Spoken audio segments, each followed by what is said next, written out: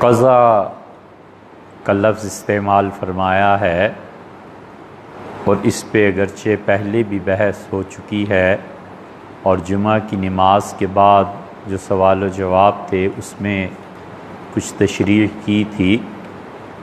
اصل قصہ یہاں سے شروع ہوتا ہے کہ حضرت رسالت مآب صلی اللہ علیہ وسلم نے یہ بات ارشاد فرمائی ایک بچے کو دیکھ کر۔ اس بچے کے سر کے بعض حصوں کے بال کاٹ دیے گئے تھے اور بعض حصوں میں بال تھے، تو ارشاد فرمایا کہ یا تو سارے بال اتروا دو یا سارے رکھ لو، اور منع فرمایا رسول اللہ صلی اللہ علیہ وسلم نے قضا سے۔ راوی جو ہیں وہ اس کی تشریح کرتے ہیں صحیح بخاری کی روایت میں کہ وہ ان سے پوچھتا ہے ان کا شاگرد کہ حضرت یہ لفظ کیا ہے، اور ابن قیم رحمۃ اللہ علیہ نے اس کی ایسی تشریح کی ہے جو باقی امت کے لیے قابل قبول ہے۔ ابن قیم، ابن تیمیہ اور یہ حضرات بسا اوقات ایسی تشریحات کتاب و سنت کی کرتے ہیں جو باقی امت کے لیے قابل قبول نہیں ہوتی۔ رحمہم اللہ انہوں نے کئی چیزیں اپنی کتابوں میں لکھی ہیں جس سے بعد کے آنے والوں نے تسلیم نہیں کیا، اور اس کی ایک سیدھی سی وجہ یہ بھی ہے کہ جہاں جہاں انہوں نے حنبلی فقہ سے قدم نکالا ہے وہاں امت نے انہیں قبول نہیں کیا۔ مثلا 3 طلاق کا مسئلہ ہے، ابن قیم رحمۃ اللہ علیہ کے یہاں تو اور بھی مسائل ہیں، اور حدیث کو دیکھ کے براہ راست ان سے مسائل کا استنباط کرنا، یہاں پہنچ کے علماء کو ان سے اختلاف پیدا ہوا ہے، لیکن یہ جتنا بھی گروہ ہے بہرحال انہوں نے خدا کے دین کے لیے کام کیا ہے، اور یہاں تک کہ انہیں اپنی صدی کا مجدد قرار دیا گیا۔ ابن تیمیہ رحمۃ اللہ علیہ کے متعلق بہت لوگوں نے لکھا ہے کہ وہ 7ویں صدی کے مجدد تھے۔ 661 ہجری میں وہ پیدا ہوئے اور 728 ہجری میں ان کا انتقال ہوا، اور ان کی دین کے لیے بے پناہ بے شمار خدمات ہیں، لیکن 2-4 مسئلوں میں اگر انہوں نے اپنی کوئی انفرادی رائے ظاہر کی ہے تو ہمیں یہ مناسب نہیں ہے کہ ہم اس کی وجہ سے ان کے احترام میں کمی کریں۔ ابن قیم ہیں جن سے بات ہماری شروع ہوئی تھی۔ ابن قیم کی زاد المعاد رحمہم اللہ وہ سیرت میں ایسی کتاب ہے کہ کم ہی ایسی کتابیں لکھی گئیں۔ بہت اس کا خیال آتا ہے کہ کاش کوئی آدمی زاد المعاد جیسی کوئی کتاب سیرت طیبہ پہ حنفی فقہ کے مطابق مرتب کر۔ بڑا وسیع علم چاہیے اس کتاب کے لیے، اور اس کو پڑھ کے پتہ چلتا ہے کہ ابن قیم رحمۃ اللہ علیہ کی کتنی گہری نظر تھی۔ ابن قیم نے یہاں جو اس کی تشریح کی ہے قضا کی، وہ باقی امت نے بھی اسے قبول کیا ہے۔ وہ کہتے ہیں کہ عربوں میں بال کٹوانے کے جو طریقے تھے اس میں قضا شامل تھا، اور اس کا مطلب یہ ہے کہ اس کی 4 قسمیں۔ ایک قسم تو یہ ہے کہ سر کے درمیان میں بال چھوڑ دیے جائیں اور قرب و جوار سے سارے اطراف سے اسے شیو کر دیا جائے۔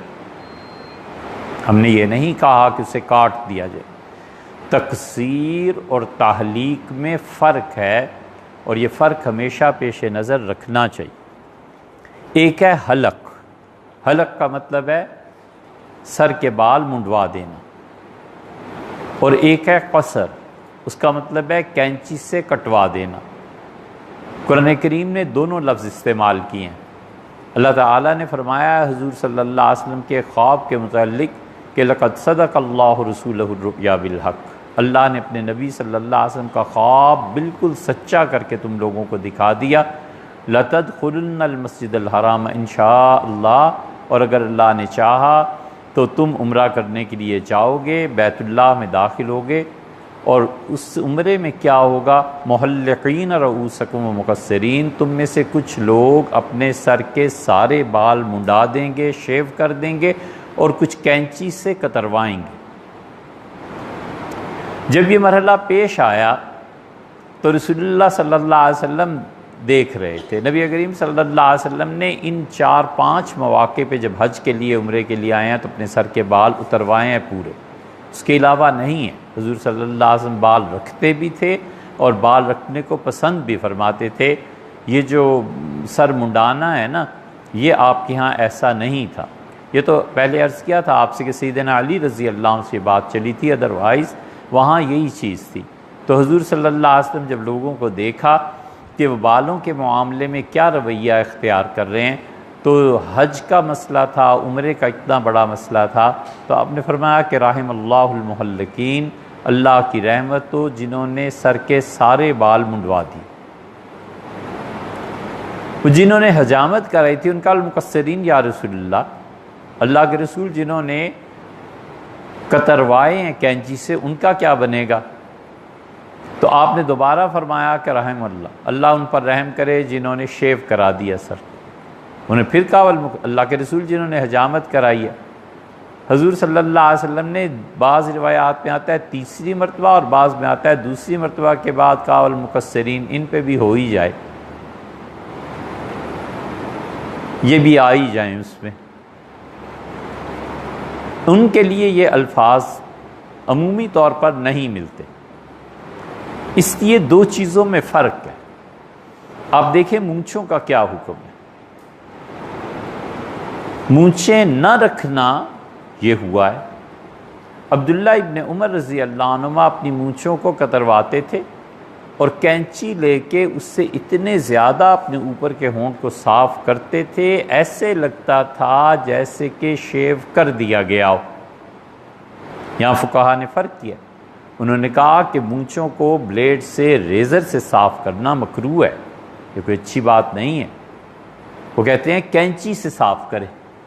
تو حلق اور قصر میں شریعت نے فرق کیا ہے، بالوں کے کٹوانے میں اور منڈوانے میں۔ قضا میں کیا ہے؟ یہاں پر آدمی سر کے بال درمیان میں رکھ لے، اس کی پہلی قسم، اور شیو کرا دے، اس کو منع فرمایا گویا رسول اللہ صلی اللہ علیہ وسلم نے، یہ پہلی قسم۔ دوسری اس کے بالکل برعکس ہے کہ وہ درمیان میں شیو کر دے اور چاروں طرف کو بال رکھے۔ تیسری قسم قضا کی وہ یہ ہے کہ اپنے سامنے سے بال منڈوا دے اور پیچھے بال رکھ لے، عرب کرتے تھے ایسے۔ اور چوتھی صورت یہ ہے کہ وہ آدمی جگہ جگہ سے اپنے بالوں کو شیو کر دے، سر کے اس حصے کر لیے، پھر اس حصے سے کر لیے، پھر اس حصے سے کر لیے، گویا ایک تماشا عجوبہ بن گیا۔ حج کے موقع پہ یہ چیزیں دیکھنے میں آتی ہیں۔ کئی ایک جاہل لوگ جو جنگلوں دیہاتوں میں رہتے ہوں گے، وہ جب آتے ہیں تو آپ انہیں دیکھیں حج میں ایسے ہی کرتے ہیں وہ۔ اب فقہا نے مثلا لکھا ہے کہ 1/4 بال کٹوائے حج اور عمرے میں، اگر اس نے حلق نہیں کرانا سر کا تو 1/4 بال سر کے کٹائے۔ ہوتے ہوتے عمرے اس نے متعدد کیے کرتا، حتیٰ کہ جب اس کے بال اتنے رہ جائیں جتنی کی ایک انگلی کی پور ہوتی ہے، تو اب اس کے لیے کوئی راستہ باقی نہیں ہے سوائے اس کے کیا وہ سر کو شیو کرا دے۔ جہاں انہوں نے لکھا ہے 1/4 بال، 1/4 کا مطلب یہ ہے کہ مجموعی اعتبار سے جتنے بال ہیں یہ سب کے سب 1/4 کٹ جائیں، 1/4۔ اب حج میں یہ تماشا کبھی دیکھیے گا کہ ہم نے کئی پٹھانوں کو دیکھا کہ وہ سر پہ باقاعدہ لائنیں لگواتے ہیں، درمیان سے شیو کر لیا، ادھر سے تو چوکا ایک بن گیا نا، پھر پہلا عمرہ کیا تو اس کو منڈا دیا، پھر دوسرا کیا تو اس کو کر دیا، پھر تیسرا اور چوتھا۔ وہ فقہا کی اس عبارت کا یہ مطلب سمجھیں ہیں، حالانکہ یہ چیز جائز ہی نہیں ہے۔ بہت بری بات، حضور صلی اللہ علیہ وسلم نے ایسی چیزوں کو سخت ناپسند فرمایا۔ تو یہ 4 صورتیں، سر کے آگے سے بال منڈا دینا اور پیچھے رکھ لینا، اور سر کے درمیان سے اور ختم کر دینا، اور جھالریں گویا ہو گئیں، اور بالکل اس کی تیسری برعکس ہو گیا، اور چوتھے جگہ جگہ سے بال منڈوانا۔ یہ چاروں صورتیں شریعت نے جائز قرار دی تھی، شریعت ان چاروں صورتوں سے منع کرتی ہے۔ اب رہ گیا جو آپ نے لندن سے سوال میں دریافت فرمایا ہے، اور ایک چیز ہے قصر، بالوں کا کٹوانا۔